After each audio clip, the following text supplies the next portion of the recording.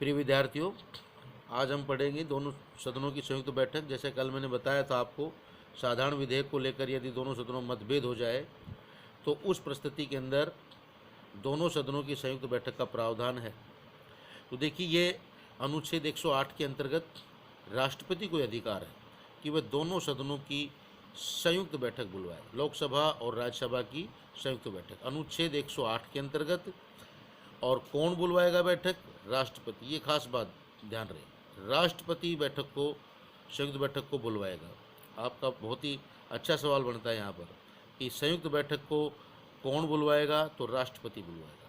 इसके बाद देखिए, संयुक्त बैठक की जो अध्यक्षता की जाती है वो लोकसभा अध्यक्ष के द्वारा की जाती है। ये बहुत खास बात है। कई बार इसका उत्तर विद्यार्थी राष्ट्रपति कर देते हैं, जो कि गलत होगा। संयुक्त बैठक की अध्यक्षता लोकसभा अध्यक्ष करेगा। इसके बाद देखिए, संयुक्त बैठक में जो निर्णय किया जाएगा वो उपस्थित जितने सदस्य हैं और मतदान करने वाले सदस्यों के बहुमत के द्वारा किया जाएगा।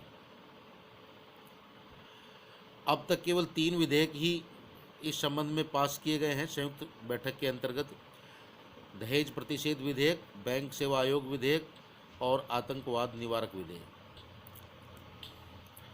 इसके बाद देखिए, विधेयक पर राष्ट्रपति की अनुमति के संबंध में अधिकार। राष्ट्रपति के क्या क्या अधिकार अनुमति से संबंधित?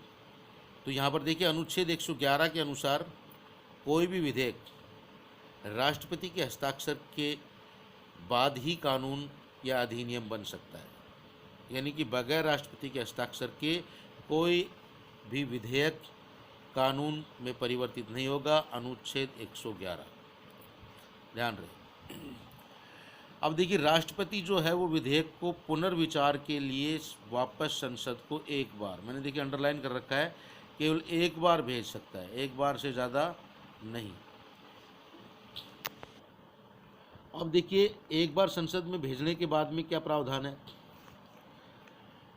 राष्ट्रपति के द्वारा जब संसद में पुनर्विचार के लिए विधेयक भेजा जाता है तो संसद क्या करेगी? उसमें देखिए, उसमें संशोधन करती है या संशोधन नहीं करती है। देखिए, पुनर्विचार करने के बाद में जो संसद है वो हो सकता है संशोधन करे, और ये भी प्रावधान है कि शायद उसमें वो कोई संशोधन ना करे,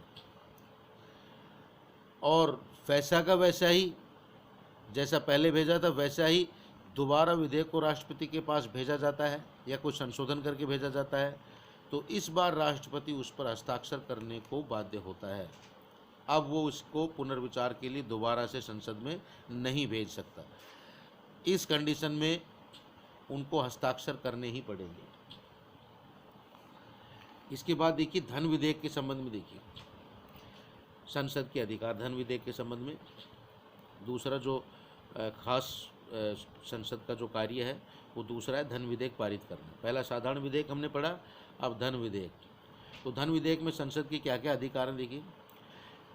ये संसद का दूसरा महत्वपूर्ण कार्य है धन विधेयक को पारित करना। अनुच्छेद 109 में धन की प्रक्रिया के बारे में बता रखा है, 102 में धन विधेयक की परिभाषा के बारे में बता रखा है, इसको परिभाषित किया गया है। और बहुत ही महत्वपूर्ण बात, धन विधेयक केवल और केवल लोकसभा में ही पेश किया जा सकता है, ये ध्यान रहे, राज्यसभा में नहीं। धन विधेयक हमेशा लोकसभा में ही पेश किया जा सकता है। लोकसभा में पेश करने से पहले धन विधेयक की राष्ट्रपति से अनुमति आवश्यक है। यानी कि लोकसभा में जब धन विधेयक पेश किया जाएगा, इससे पहले ही राष्ट्रपति से इसके संबंध में अनुमति लेना आवश्यक है। जब ये लोकसभा से पारित हो जाता है तो उसके बाद विधेयक जाता है राज्यसभा में।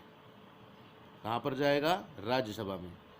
अब राज्यसभा में धन विधेयक के संबंध में क्या अधिकार हैं, ये मैं आपको बता रहा हूँ अगले वीडियो में। धन्यवाद।